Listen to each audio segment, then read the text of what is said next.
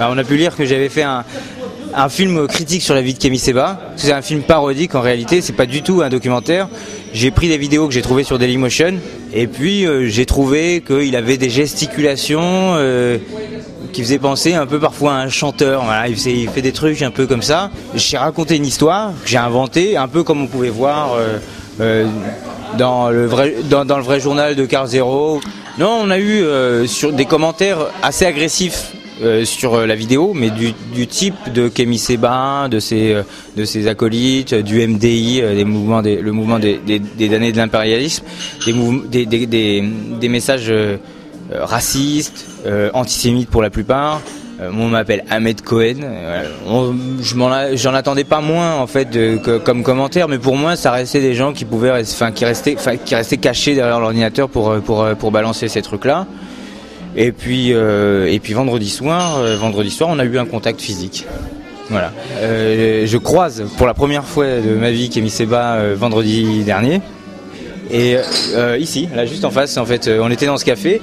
J'étais avec un ami à moi. On décide d'aller fumer une cigarette dehors.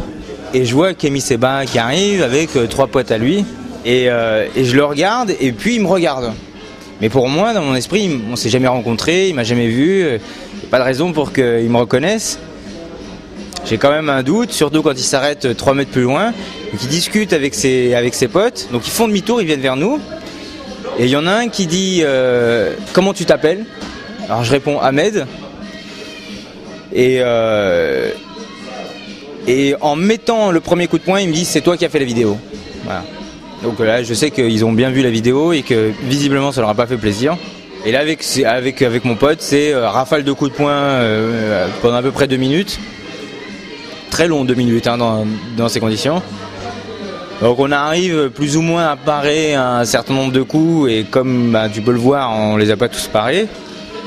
Et puis en fait il y a un commissariat qui est juste là à 20 mètres, donc je sais pas s'ils sont complètement stupides ou s'ils connaissent pas le quartier, mais bon la police est intervenue finalement assez rapidement et ils ont été arrêtés en flagrant délit parce qu'on a pu lire ces derniers temps des choses un peu hallucinantes sur cette affaire.